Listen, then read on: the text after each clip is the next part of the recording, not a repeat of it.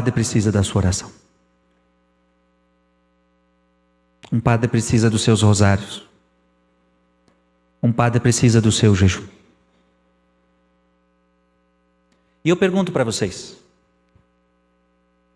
um padre, pelo que eu estou lendo aqui, pelo que eu pregando aprendi hoje aqui, é que um padre só é capaz de abalar o inferno. Verdade?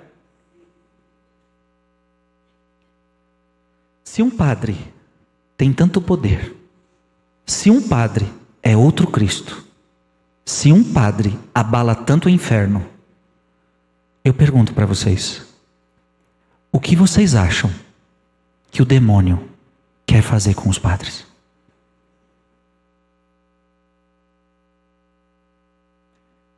Nós somos os alvos principais do diabo. Destruindo a nós, ele destrói todo o resto. Destruindo um padre, destrói sua comunidade. Pode ter certeza, um padre é um alvo aonde o diabo nunca descansará, enquanto não fizer essa alma sacerdotal se prostrar no pecado e no abandono daquilo que ele abraçou. Mas saiba que o teu amor é esse padre. E cuidado, Francisco de Assis, se aparecesse para mim um anjo e um padre, primeiro eu beijo a mão do padre, depois eu cumprimento o anjo. Porque entre um anjo e um padre, os padres fazem coisas maiores do que os anjos. Gente, para pensar nisso. Um padre faz algo maior que os anjos. Porque nenhum anjo pode atualizar o sacrifício do Calvário nesta terra. Você parou para pensar nisso? Olha a dignidade de um padre. Por que você deve respeitar um padre? Porque ele é outro Cristo. E não dá para separar, porque você podia falar, vou separar, eu vou bater nesse sujeito, eu vou separar, e vou bater no ser humano que eu não aguento, eu não suporto. Não dá, é inseparável. Se você bater no padre, você está batendo em Cristo. Você está ofendendo Cristo. Cuidado, falar mal dos sacerdotes. Minha gente, você viu um sacerdote pecando? Primeira coisa, reze por ele. Não fale com ninguém sobre o que você viu. Não fale. Principalmente se for fofoca, porque às vezes alguém falou para você, aí você já fala para o outro. Isso é fofoca. Não fale. Agora eu vi, e isso me dá o direito de falar? Não fale. Se você tem algum problema com o padre, a pessoa devida para você levar, quem é? Primeiro o próprio padre. Você pode chegar diante dele e corrigi-lo. Padre, eu vi o senhor fazendo isso. Eu acho que isso não compete a um sacerdote fazer. Veja, você está falando com o próprio sacerdote. E isso é bíblico, isso deve ser feito. Isso é caridade cristã. Então o padre errou, você acha que o padre tem que ser corrigido? Chegue nele, corrija ele, fale com ele. Às vezes ele vai se corrigir, vai se emendar. Pronto, você já ganhou o coração daquele padre.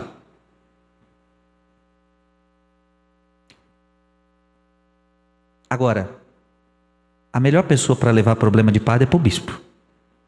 A melhor pessoa. A melhor pessoa. O bispo saberá como resolver essa situação. Então, em vez de ficar levando para esse, ficar levando para aquele, ficar levando para o outro padre, leva para o bispo. Leva o problema para o bispo. Eu gostaria de falar um pouquinho, hoje, do papel do homem no casamento e do papel da mulher no casamento. Você goste ou não goste, porque hoje a gente vive alguns problemas nesse sentido. Ou é o machismo, ou é o feminismo que atrapalha. Os dois atrapalham. E tem pessoas que leem a Bíblia com uma visão machista, e tem outras que leem a Bíblia com uma visão feminista. Você não pode ler a Bíblia com uma visão machista, e você não pode ler a Bíblia com uma visão feminista. Então aquelas pessoas que leem a Bíblia com uma visão machista, o homem vai achar, ou até a própria mulher, não, o homem é o chefe, o homem é a cabeça da mulher, o homem é o chefe da casa. Não, isso é machismo. O problema não é a Bíblia, o problema é que a tua cabeça está toda errada, está toda estragada. Então você não consegue ler o texto sagrado sem ter machismo na sua cabeça. Aí quando a mulher ouve, e a mulher vai ser submissa ao marido, aí pronto, eu vou ser escrava deste homem, isso não existe, isso não pode. E aí você, o problema, repito, não é a palavra de Deus, mas é o teu coração, é a tua cabeça que está cheio de machismo, está cheio de feminismo. Essa é a palavra de Deus, minha gente. É a palavra de Deus, é aquela palavra que a gente tem que entender que aqui tem a verdade. Então o problema não é a palavra, o problema é você saber ler a palavra, o problema é você saber interpretar a palavra. E a primeira coisa para você interpretar bem a palavra é você tirar da sua vida e da sua cabeça essas ideologias. Tirar de você essas coisas. Ou seja, atribuir ao texto sagrado essas coisas, não faça isso. Não faça isso. Então quando a Bíblia está dizendo que o marido é a cabeça da mulher, do mesmo modo que Cristo é cabeça da igreja. Olha a palavra que forte. Assim como Cristo é cabeça da igreja. Olha o que a Bíblia então está dizendo para o marido. Marido, assim como Cristo, ele cuida da igreja. Assim como Cristo santifica a igreja. Está aqui, Paulo foi falando. Cristo santifica a igreja. Desejou para si uma igreja sem ruga, sem defeito algum. Uma igreja santa, irrepreensível. Assim devem ser os maridos. Homens santos que santifiquem as suas mulheres. Olha que forte essa palavra. A Bíblia está dizendo que o chefe do lar, que o homem deve ser aquele que é um homem santo e que não só é santo, mas que santifica a sua esposa.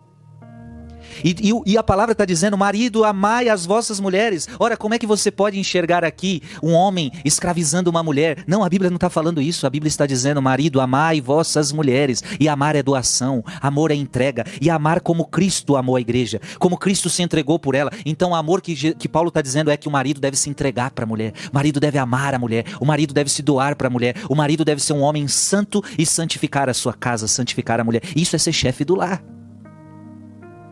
E o que é ser submissa? Ser submissa é ser escrava? Não, isso é pensamento feminista. Repito, aqui na palavra de Deus isso não rola. A mulher submissa ao marido é aquela que colabora com a missão deste homem. Este homem que busca ser santo e santificar a família. A mulher é aquela então que é submissa, ou seja, ela é o apoio, ela é o alicerce. Ora, irmão e irmã, uma casa, uma família aonde você não tem uma mãe forte, aonde você não tem uma esposa forte, essa casa se desestrutura. O que é um homem sozinho para cuidar da casa, cuidar dos filhos, cuidar da família? Ele fica meio desestruturado. E isso às vezes acontece até mesmo pela morte. E por tantas outras causas. Mas quando a Bíblia diz a mulher vai ser submissa ao marido, a mulher vai ser essa colaboradora do marido, ela sustenta o marido com sua oração, ela sustenta o marido com a sua entrega. E no fundo os dois estão juntos.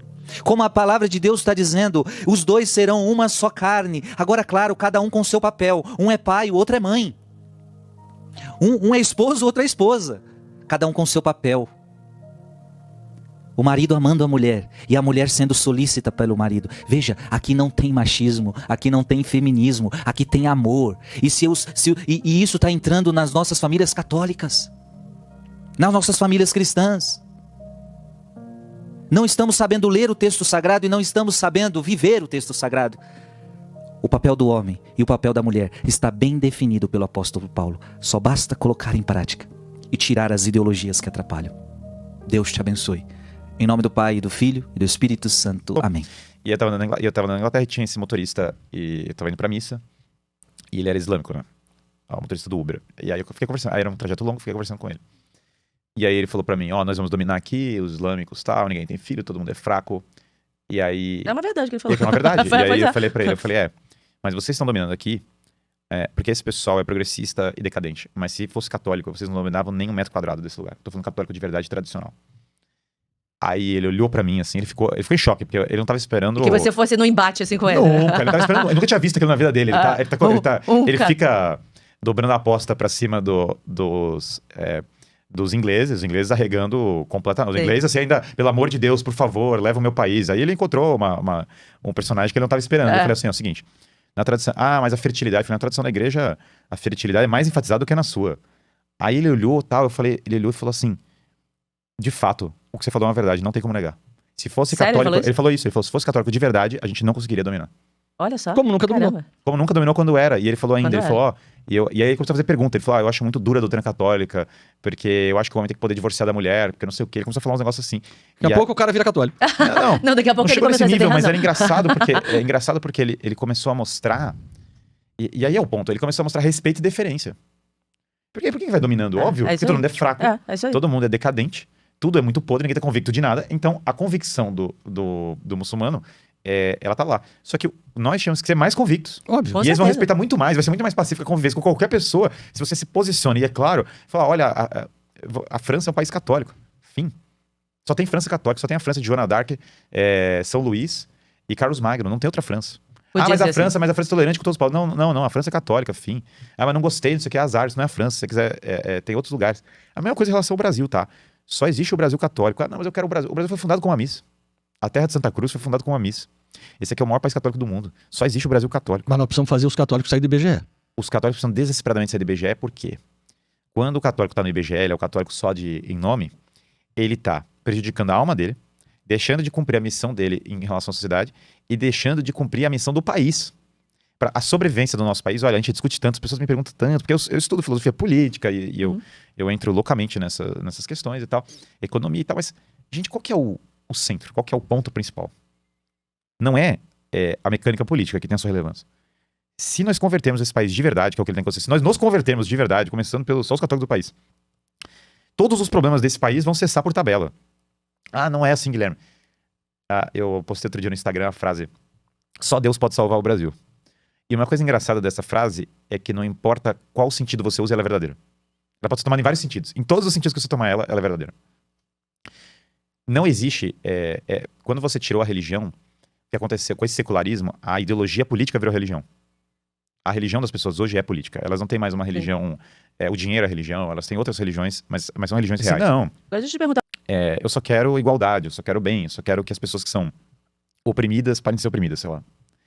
O problema dessa leitura é que o jeito como você vai ajudar pessoas que estão em situação de dificuldade não é relativizando os valores e entregando elas na mão de um sistema de poder com interesses escusos.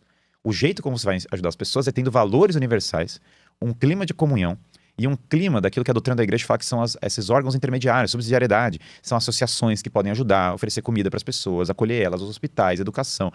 Você precisa que as pessoas se ajudem, que elas se amem, que elas tenham comunhão. Essa comunhão e essa ajuda das pessoas, ela só pode decorrer de valores morais. Porque se todo mundo for completamente egoísta, depravado e corrompido, como é que as pessoas vão ajudar umas às outras? Elas vão, obviamente, cuspir umas nas outras e atacá-las.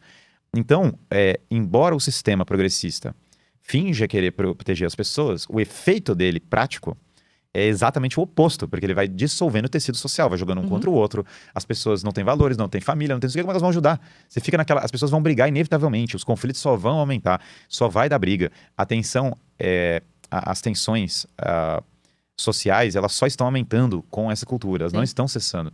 Então, a solução é voltar para a tradição da igreja, era as pessoas voltarem, sei lá, pensando nos padres, era voltar a ter um confessionário, voltar a seguir a doutrina e voltar a ter valores universais, não valores particulares, porque o que está em jogo aqui são valores, esse é o meu grupo de interesse contra o seu. Eu não preciso do meu grupo de interesse contra o seu, eu quero que nós sejamos parte do mesmo time, entendeu? Eu não tenho um interesse, a minha esposa tem outro interesse, porque ela é a mulher, e às vezes a mulher, e eu sou o homem. Não, eu tenho uma família. O meu grupo de interesse é a minha família, é a minha comunidade. Eu quero que a minha família prospere, eu quero que meus filhos prosperem, eu quero que minha esposa prospere. E todas as pessoas que trabalham comigo prosperem. E as pessoas e tantas outras também. Então, essa ideia é muito bonita. Só que aí o que acontece com alguns católicos? Eles se iludem. Por quê? Eles pensam assim, não, eu quero essa comunidade, esse auxílio social. Quem que tem esses valores? É o progressista. Só que o progressista tem os valores opostos. Então você não está entendendo, ele está querendo, o resultado que a pessoa está querendo é bem intencionado, porque ele está querendo algo bom. Só que ele cai no discurso sem entender que o que a pessoa que está passando esse discurso para ele quer é o oposto. Na verdade, ter pessoas porque você tá todo mundo viciado em drogas, Admirar o Mundo Novo, né? O livro do Huxley. Tá todo mundo viciado em drogas, contraceptivo, não tem família, cada um tá isolado, toda a cultura tá destruída, ninguém lê os clássicos, ninguém tá ligado a nada. Meu corpo, minhas regras, por aí vai, tudo isso. O sistema de poder vai controlar todo mundo na igreja. Você acha que isso já entrou? Bispos e padres, eles têm uma missão. Então, um bispo é um sucessor dos apóstolos, e ele tem uma autoridade, e ele recebeu uma vocação.